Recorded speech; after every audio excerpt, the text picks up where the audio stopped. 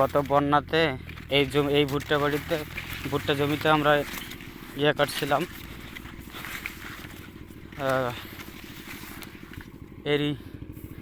এরি ধানের বীজ বপন করছিলাম এই ভুট্টা জমিতে। কিন্তু গত বন্যাতে পরিস্থিতি এমন ঘোলা হয়েছিল যে এই জমিগুলোতে আর কি বালু পড়ে। দেখেন আমার ভাতিজা এখানে যে বন্যাতে এখানে গর্ত হয়ে গেছে, এখানে গর্ত হয়ে মানে এটা এখন পুকুরে পরিণত হয়ে গেছে।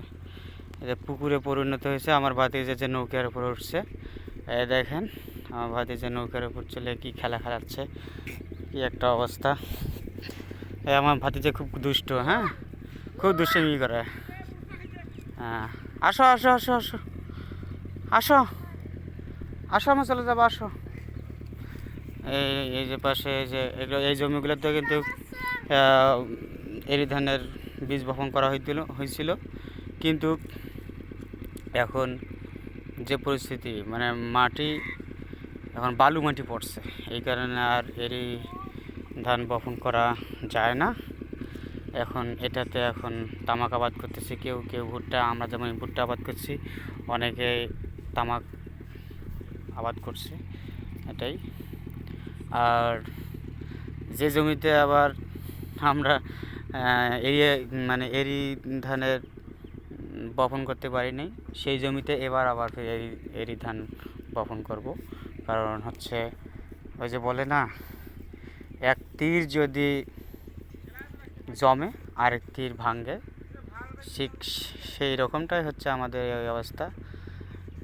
একদিকে যদি পলি মাটি পড়ছে, আরেক দিকে বালি মাটি পড়ছে। এই কারণে যে জায়গায় মনে করেন আমরা ভুট্টা চাষ করতাম, সেখানে এখন এরি ধান বপন করতেছি। আর যেখানে এরি ধান বপন করার কথা, সেখানে আমরা ভুট্টা চাষ করতেছি। এই হচ্ছে চর এলাকার মানুষের অবস্থা। যাই হোক, ঠিক আছে, ভালো থেকে বাবা আসো আসো আসো, তাড়াতাড়ি আসো, আসো আসো আসো আসো। দেখবো কে আগে যায়, দেখবো কে আগে যায়।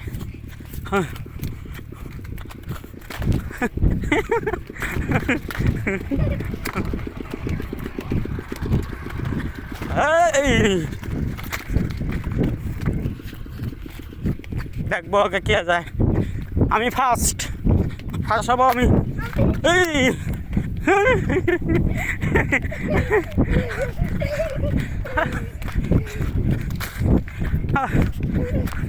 আমার ভাতিজা আমার সাথে বেশি দৌড়ায়। অবস্থান কি বলবো, আমাদের পুকুর ছিল, এটা ছিল আমাদের পুকুর, এটা আমাদের বাঁশবাগান, এটা ছিল পুকুর।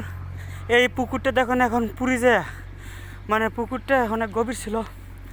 এখন দেখেন ওই বন্যাতে পলি মাটি আসি এখানে পড়ছে।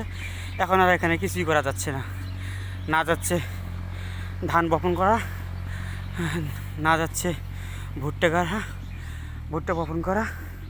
এখন এটা জায়গাটা পরিত্যক্ত অবস্থায় আছে, ঠিক আছে। এটা হচ্ছে আমাদের কারেন্ট গেল বোধ নাকি, কারেন্ট গেছে।